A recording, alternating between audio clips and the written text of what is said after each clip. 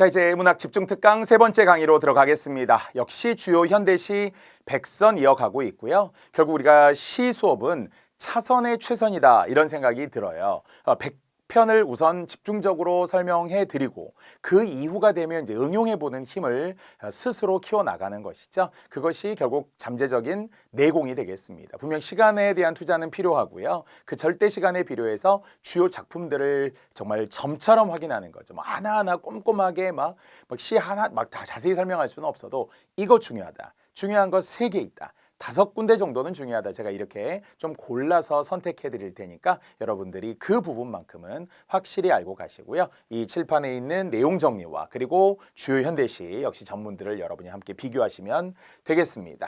자, 이제 18번째 이상의 거울이라는 시입니다. 역시 30년대 이상, 그러면 시로서도 역시 대표적인 모더니즘, 소설로서도 모더니즘 이렇게 이제 평가를 하는 정말 특이한 실험적인 작품들을 즐겨 썼다고 봐야 되겠죠. 그렇기 때문에 그 내용 하나하나가 시험에 나오지는 않고요. 우리는 이상의 시 중에서는 오감도가 대표적이지만 그래도 시험에 나온다면 바로 이 거울이라는 시가 출제될 가능성이 있어요. 이유는 소재, 거울의 상징적 의미 때문이겠죠.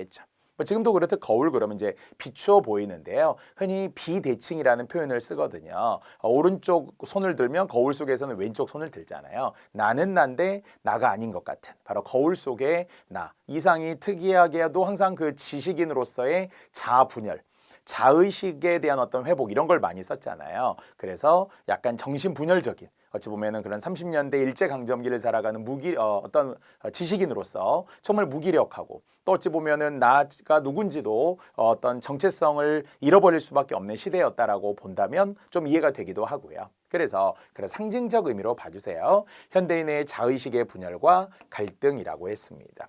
자, 정말 자기 마음대로 썼다고 해서 자동기술법이라고 하는 거예요. 무슨 말인지 모르는데 시인은 분명 어떤 의도를 가지고 썼겠죠.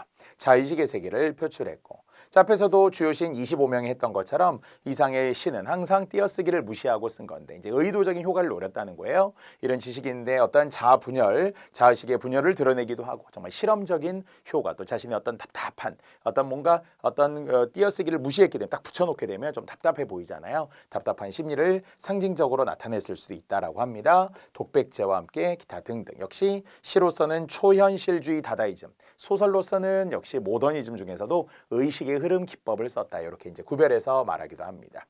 자, 이게 이제 시험에 나온다면은 딱 하나 바로 거울의 이중적 의미라는 거예요. 거울 속에서 나를 만나볼 수 있어요. 그럼 뭔가 만나게 해주죠.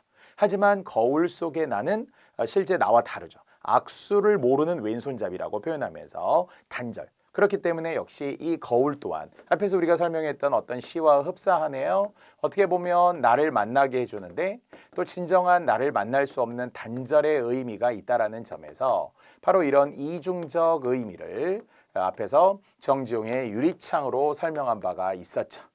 자, 이런 이중적 의미는 이론 시간에도 유리창과 함께 더불어 또 하나 서정주의 추천사라는 시를 하면서 그네가 이상세계로 나아가게 하는과 동시에 현실로 되돌아오는 한계를 표상한다고 했기 때문에 이중적 의미, 그럼 딱 3편. 이상의 거울부터 다시 한번 서정주의 추천사, 정지용의 유리창까지 딱 이렇게 3편 기억하시면 좋습니다.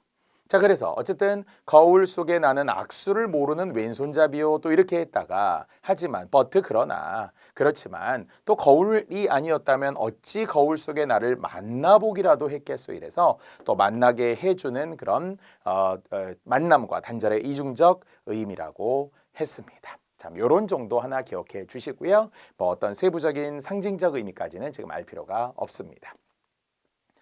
자, 아까도 얘기했지만 이상의 오감도라는 시는 시험에 나오지 않고요. 왜? 실험적이니까. 시인이 어떤 주제로 썼는지 아니면 내가 어떻게 했는지 이런 걸 밝힌 적도 없고 평론가들이 정확한 설명도 안 돼요. 그냥 실험적이다. 뭔지는 모르지만 그냥 현대인의 불안의식을 나타내며 제1의 아이가 무섭다고 그래요. 제2의 아이가 무섭다고 그래요 하면서 13인의 아이가 무섭다고 하요. 이렇게 상징적으로 나타난 통사구조와 함께 어떤 뭔가 있을 건데 그 있음을 의미로 찾기는 어렵습니다.